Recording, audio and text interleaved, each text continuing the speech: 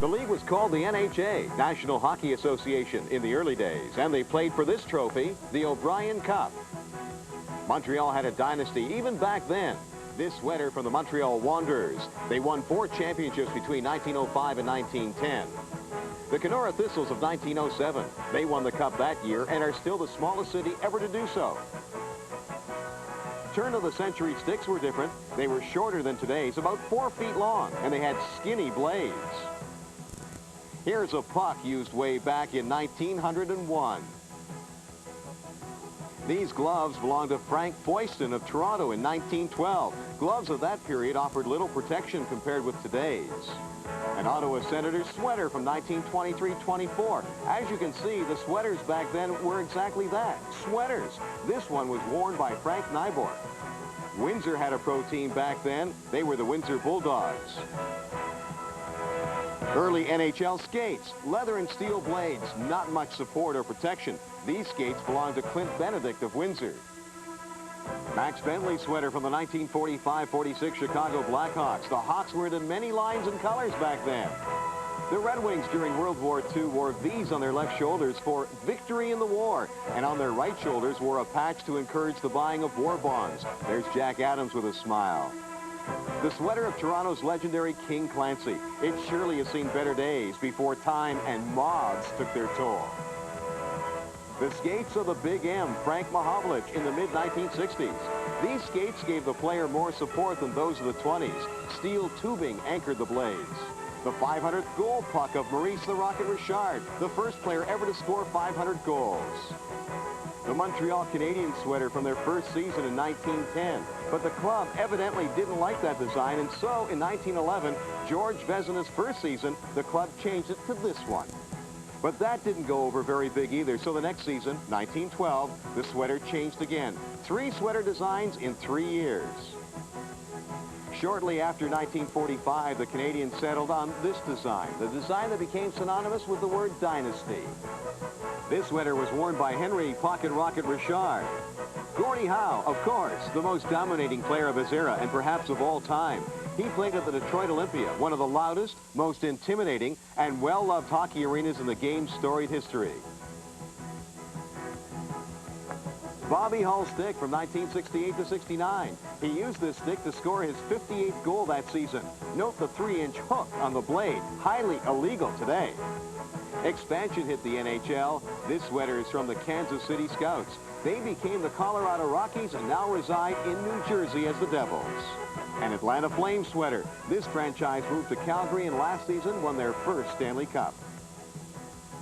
The modern skate. It gives much more support and is sleek. It's built for comfort and safety, and no more tubes anchoring the blades.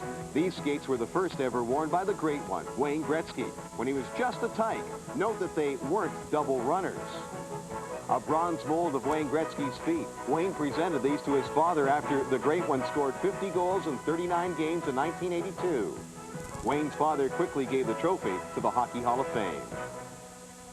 Steve Yzerman's sweater from last season when he became a premier player in the NHL. And the trophy that represents a championship team in the NHL, hockey's most cherished chalice, the Stanley Cup. Obviously, you can't give the entire history of hockey in 2.5 minutes, but we hope we've been able to give you an idea of its evolution. At the Hockey Hall of Fame in Toronto, I'm Marty Adler for Passports.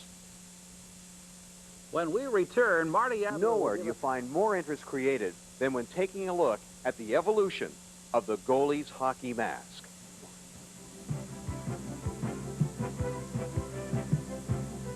Jacques Plante was the first to experiment with fiberglass and molded plastics. This flesh-covered mask is the first he wore in a game at Madison Square Garden back in 1959.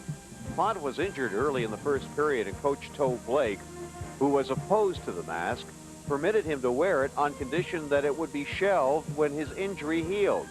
The Canadiens went unbeaten in 18 games, and the mask became permanent equipment.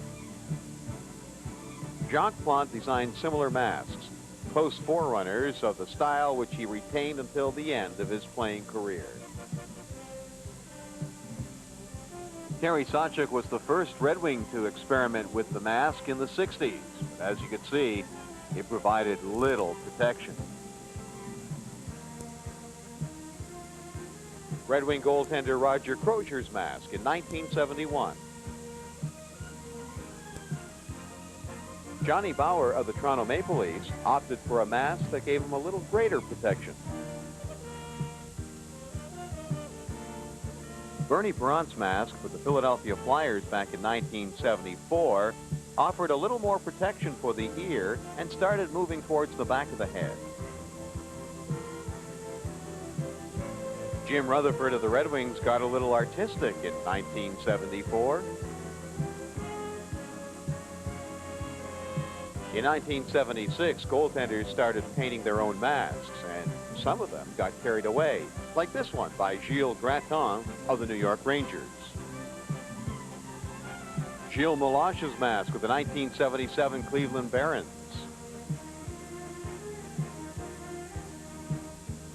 One of the most recognizable masks in all of hockey, that of Ken Dryden, the Montreal Canadiens, 1976. After a while, artists started designing what appeared on the masks, like Ron Lowe's Detroit Red Wing mask in 1976, and then his mask with the Washington Capitals in 1977, designed by Greg Harrison. What were the steps used in making a mask? Well, firstly, a mold was taken of the person's face. Then the shape of the mask is built on the mold formed during that first step. Following that, the fiberglass shell is then fabricated and the holes are drawn. The shell is then cut out, filed, and sanded smooth. The painted design is then applied to the mask, and after adding the hardware, straps and backplate, the mask is ready to face the ultimate test, the puck. Don Beaupre's mask for the Minnesota North Stars in 1981 is pretty much the mask of today. It has a wire cage which provides for great protection and allows for greater visibility, and it still retains the fiberglass shell for a goalie's artistic impression. Although face masks in the NHL continue to evolve, will provide more and more protection and get scarier and scarier, somehow I think this mask is a step backwards.